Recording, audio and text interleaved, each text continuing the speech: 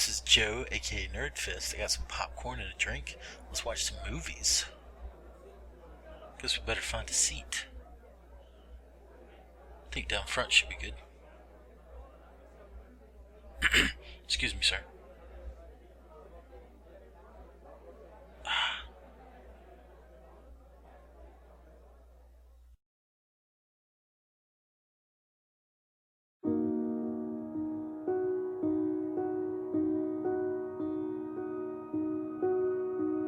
How did we get this far? Human beings have an immeasurable desire to discover, to invent, to build.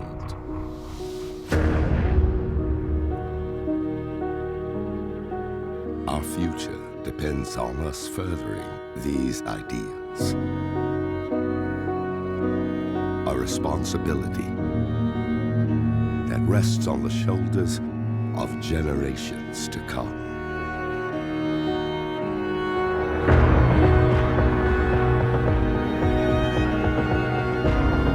But with every new discovery, there is risk. There is sacrifice. And there are consequences.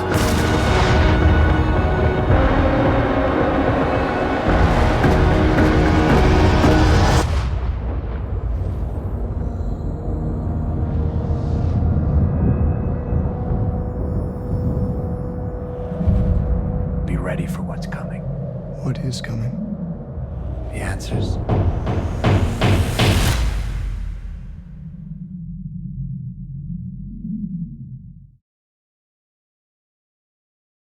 Hey everybody, welcome back to the screening room. Today we're going to be talking about the Fantastic Four.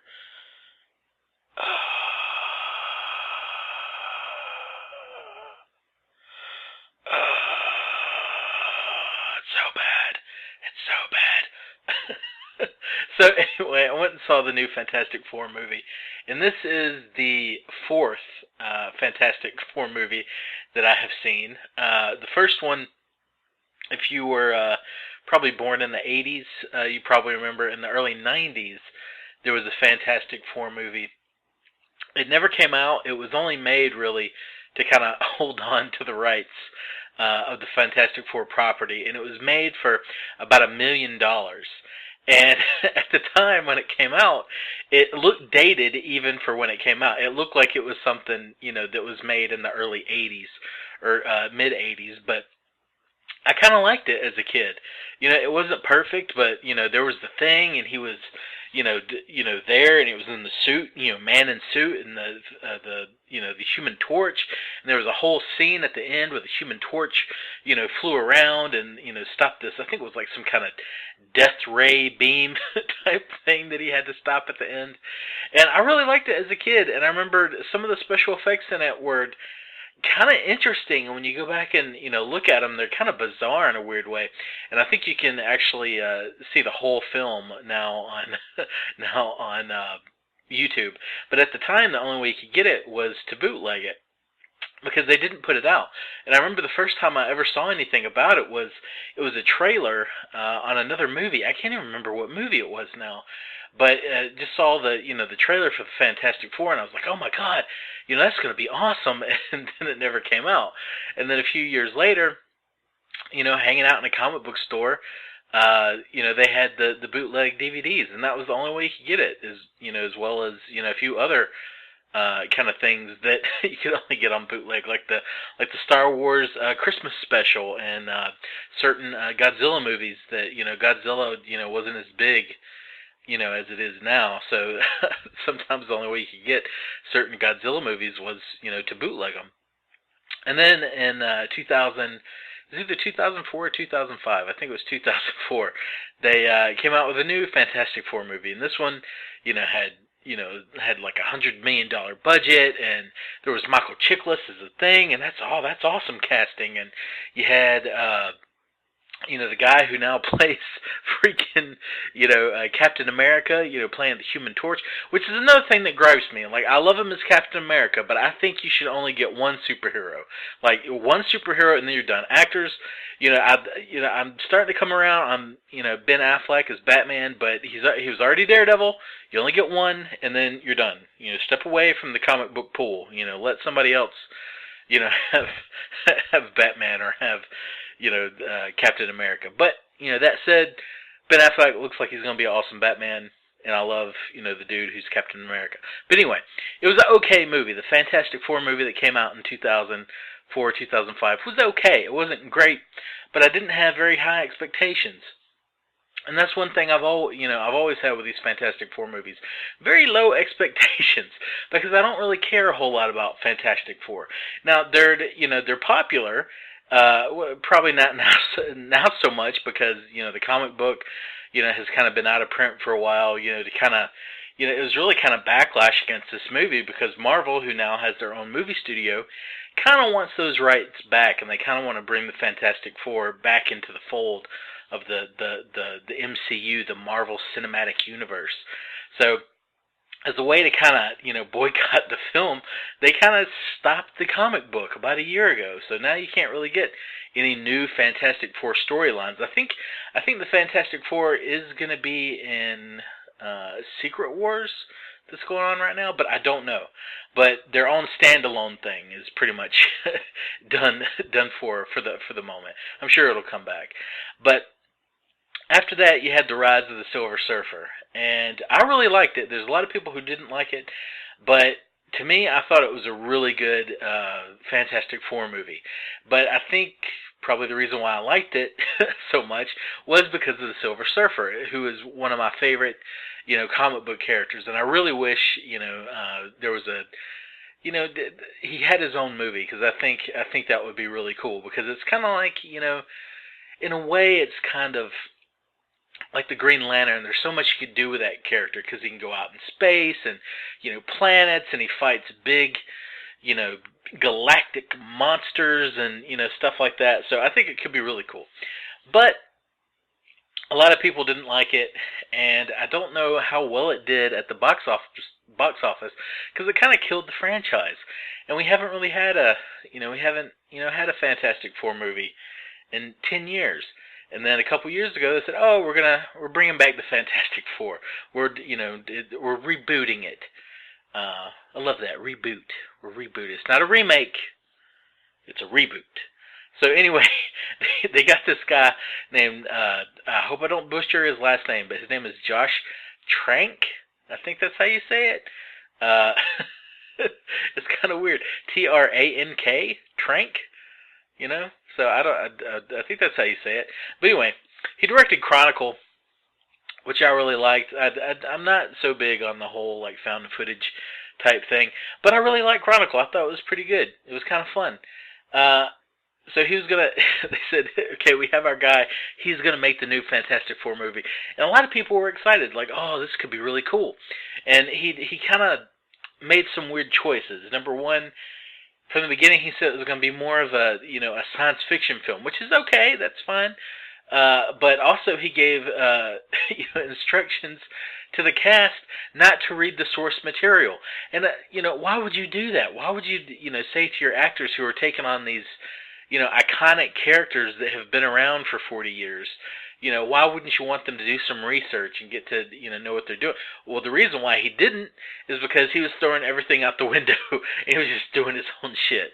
So I went in to see Fantastic Four, and like the other movies, I didn't have my hopes up. The first trailer that I saw of Fantastic Four looked pretty good. I was like, oh man, this could be pretty awesome. But with the subsequent trailers, trailer 2, trailer 3, and like all the, little spots you see on TV, it started looking really bad, to the point of, oh, I really don't want to go. And I really didn't want to go. I kind of walked into the theater reluctantly. But once it started going, there's a lot of stuff at the beginning that doesn't make any sense. And if you're going to see the Fantastic Four, you really don't see them till more than halfway through the movie. It's, an hour and something in before they even get their powers. And even then, it doesn't make a whole lot of sense the way they do some other things.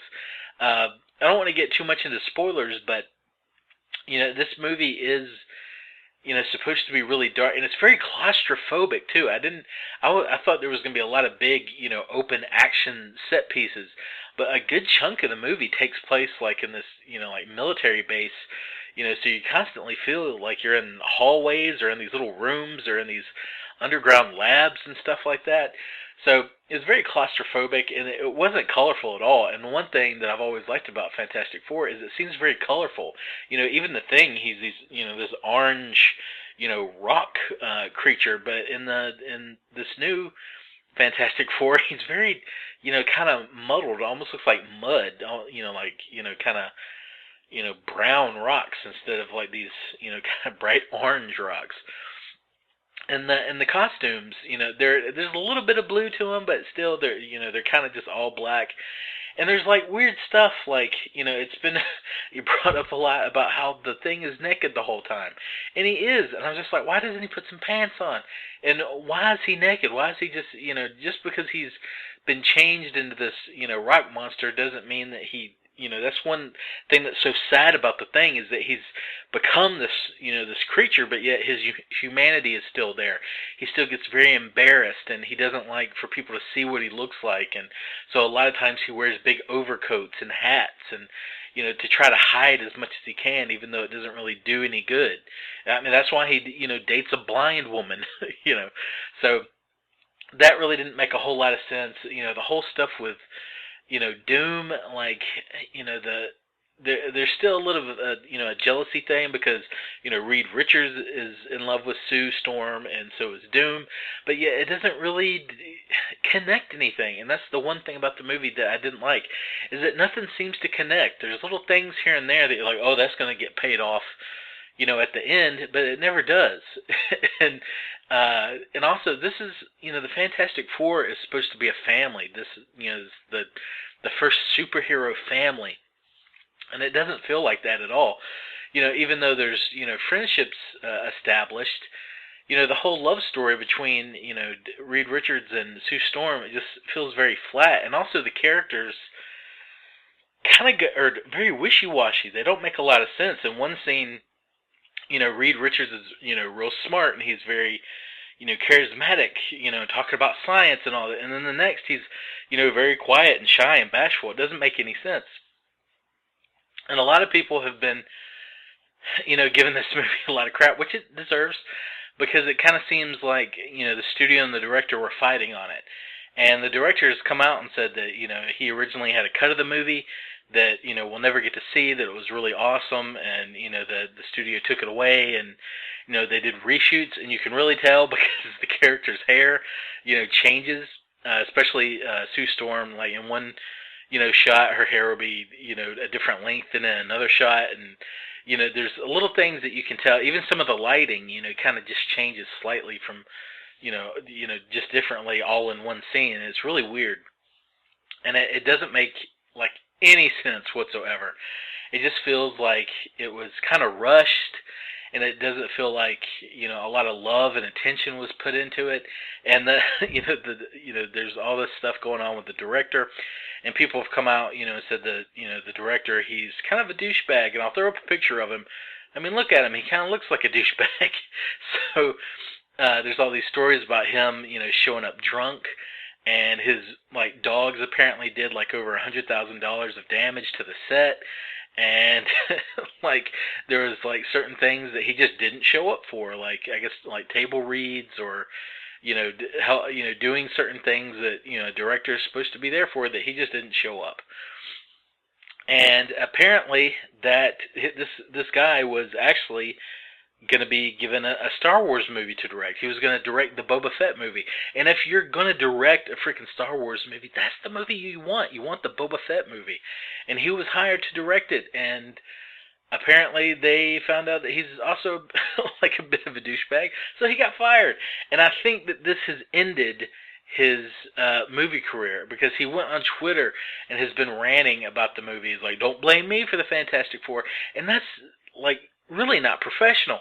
Like, when a director, that wants to distance themselves from a movie, they take their name off the movie. They just don't say anything. They're like, I'm not going to say anything, I'm just going to back out, and I'll take my licks, and hopefully I'll get to direct, something else. How you get blackballed is by going out there and saying, horrible things about the people that you worked with, and it kind of seems like this guy is doing that, and sad to say, this could be the last movie other than, like a smaller movie, like maybe a smaller horror movie or, something else. This could be the last time we see, this dude taking on a big, studio project like this. And it's kind of sad because I wanted the Fantastic Four to be awesome. The first trailer that I saw, it got me pumped, but it's just not good. It's really bad. It's worse than some of the other Fantastic Four movies, and that's saying a lot. I don't know if it's as bad as, the first one that came out in '94, because I kind of look on that as, a kid. As a kid, you can kind of overlook, those kind of story elements, and you can just kind of enjoy seeing people in, in costumes, doing heroic things.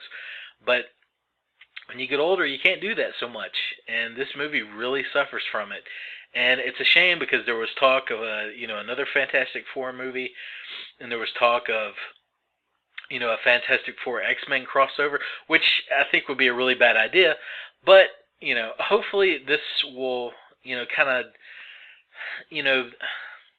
maybe be enough reason for Fox to let the movies, let the rights go back to Marvel. Or even, Marvel, this could be a time, when they could say, hey, look, we see you took a little bit of a bath on this Fantastic Four.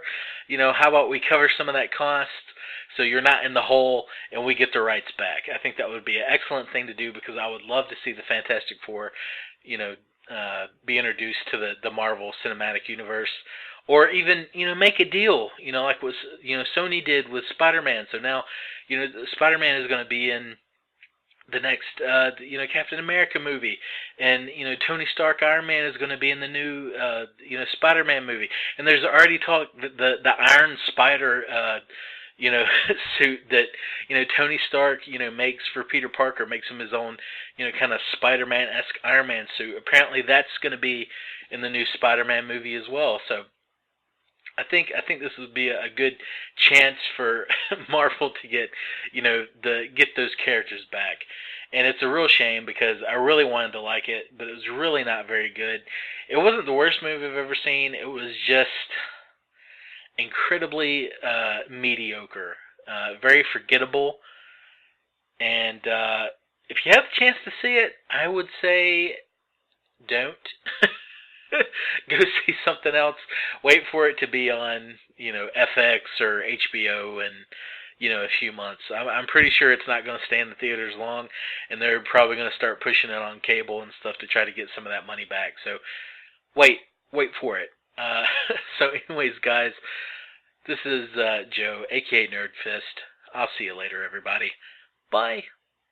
Bye-bye.